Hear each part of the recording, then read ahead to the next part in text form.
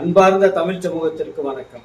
கடந்த 2 நாட்களாக தமிழக வாழ்வுரிமை கட்சியினுடைய தலைவர் அண்ணன் வேல்முருகன் அவர்கள் தமிழக வெற்றி கழகத்தினுடைய தலைவர் விஜய் அவர்களை கொச்சைப்படுத்தியதாக சில ரசிகர் கூட்டங்கள் இணையதளம் வாயிலாக பரப்பி கொண்டு வருகிறார்கள்.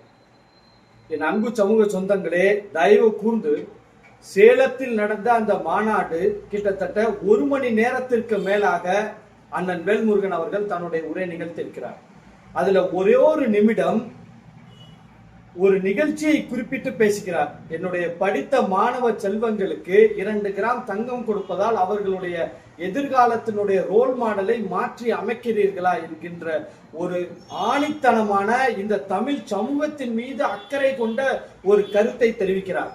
ஆனால் அதை இந்த ரசிகர் கூட்டங்கள் விஜய் அஜித் சண்டை போல இன்னும் நீங்க அரசியல் களத்திற்கே வராத நீங்கள், இன்னும் முகநூலில் இணையதளத்தில் அரசியல் செய்யக்கூடிய ஆரம்பத்திலிருந்து நீங்க விஜய் அஜித் இப்படி ரசிகர் கூட்டங்களாக சண்டை போட்ட நீங்கள் அதே ரசிக பாணியில் எங்களோடு சண்டையிடுவதை நீங்க சண்டையெல்லாம் இடல, அதை அந்த அளவுக்கு உங்களை நாங்க பெருசாவும் நாங்க நினைக்கல.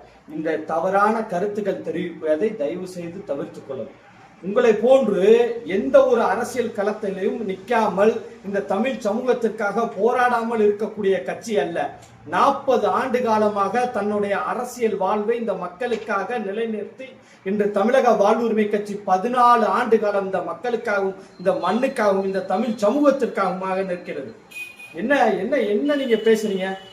தன்னுடைய பிள்ளையை படிக்க வைத்து ஆளாக்கி இந்த +1 +2 10th மார்க் எடுக்கிறதுக்கு இரவு பகல் பாராமல் அவங்க கண் விழிச்சு படிச்சு இந்த 600க்கு 597 595 என்ற இந்த உயரிய மார்க் எடுத்து கடைசியில நீங்க கொண்டுகிட்டு போய் ஒரு ரோல் மாடலாக இந்த சமூகத்திற்கு எந்த இதுவும் ஒரு போராட்ட களத்தில் நிற்காத ஒரு ரசிக தலைவரை ரோல் மாடலாக கொண்டு வருகிறா? இதை எப்படி இந்த சமூகம், இந்த பண்பாடு, இந்த கலாச்சாரம் ஏற்றுக்கொள்கிறது?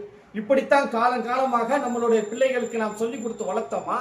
நீ ஒரு கலெக்டர் ஆகாத, நீ ஒரு மருத்துவர் ஆகாத, நீ ஒரு யாரையும் நீ ரோல் மாடலாக எதிர்க்காத, ஒரு அப்துல் கலாம் பிறந்த மண்ணில், வீராந்தர் இளைஞர்கள் கேட்ட மண்ணில் இப்படி ஒரு சமூக கூட்டம், என்னுடைய ஒரு மிகப்பெரிய இந்த சமூகம், இந்த இளைஞர் சமுதாயம் தவறான பாதையில் போகின்றது என்கின்ற மிகப்பெரிய ஆதங்கத்தின் வெளிப்பாடே அண்ணனுடைய பேச்சு.